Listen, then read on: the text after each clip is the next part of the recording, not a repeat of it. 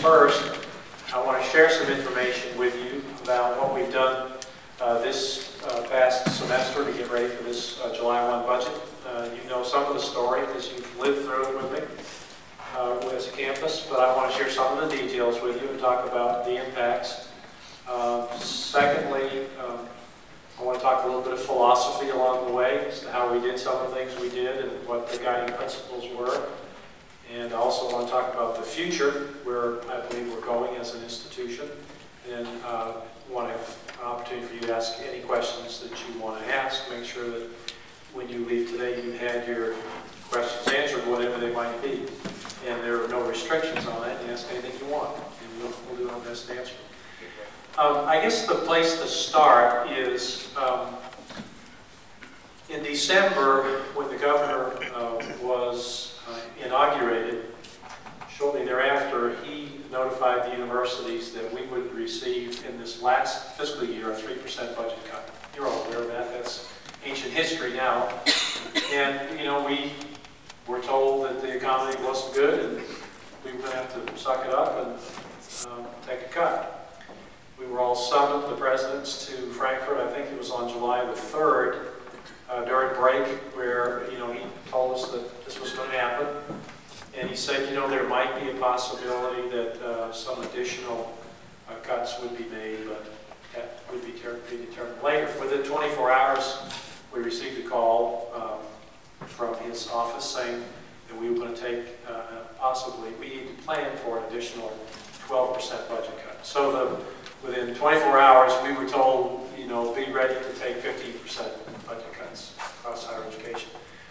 We were at recess. You know, you were home enjoying your children, grandchildren, nieces, nephews, aunts, husbands, loved ones, whomever, and so was I when I was sitting across the street. And so the first thought was, we got to get our folks together and start planning, you know. And so this last semester for us, and for you, I know, was very challenging, because we went for a long time under the assumption that the budget cuts could be as much as 15%. And for any of us in any way to think about that, that was really significant. We have a, you know, our budget at Morehead State University is a significant $122 million budget this next year, but you know, 15% on the state appropriation of $44 million is a lot of money. And so we went about our work very deliberately, and the very first meeting when I assembled the cabinet to talk about that, we, as a group, identified a set of guiding principles that we were going to use to do our work to make the budget for this year that we just started July 1st. And here are the principles. Maintain focus on the mission and the vision.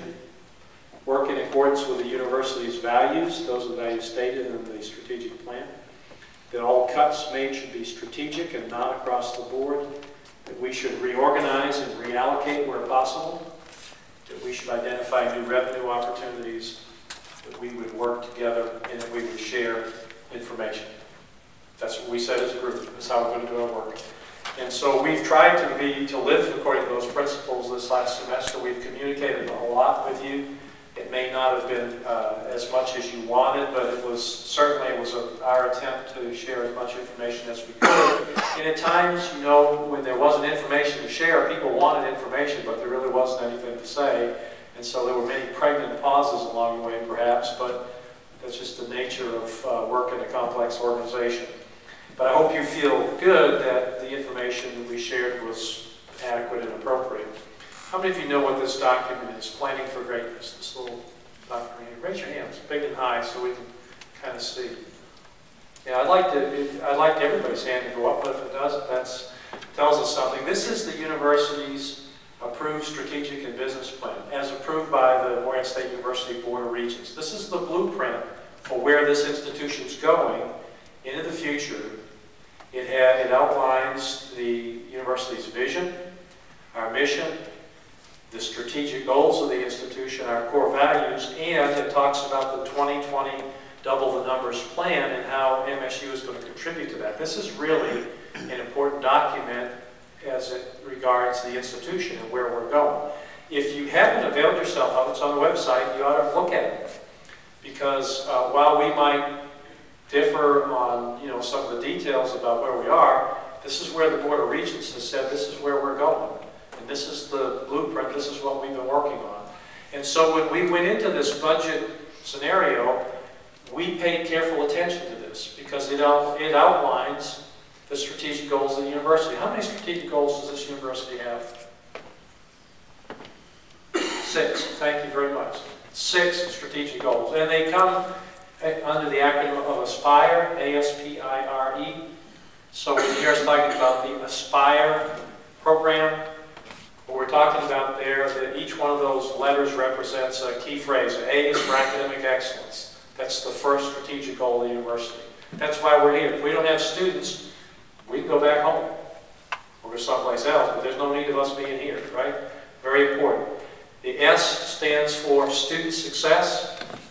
It is the most important thing we can do, each and every one of us, whether we're a faculty member or a staff member. Our goal needs to be to assure that our students can be successful. And we all play a role in it, whether we're custodian, president, department chair, faculty member, ADS, whatever our role is. Very, very important. We all contribute to the student success in many, many different ways, and you know that. The P is productive partnerships. You know, we don't work in a vacuum. We've been a regional comprehensive university since 1923 when we became state supported, and we have lots of partnerships. We partner with communities, school districts, businesses, industries, government agencies, and you know many, many others, where our goal is to assist those organizations to get students in the pipeline, to keep them in the pipeline, to keep them in school, to remediate them when things don't go well, to get them into college, I mean, all that stuff. Partnerships are very, very important. The I is for improved infrastructure. This campus has been around a long time, and infrastructure is broadly conceived. I mean, it's buildings, it's pipes, it's electrical systems, it's data communication systems, it's computers, it's all the stuff that is necessary for us to do our mission. And there is a lot of infrastructure in our work, and it's infrastructure that's in some cases is aged, it's infrastructure that needs attention, but it's infrastructure that needs for us to pay attention to it.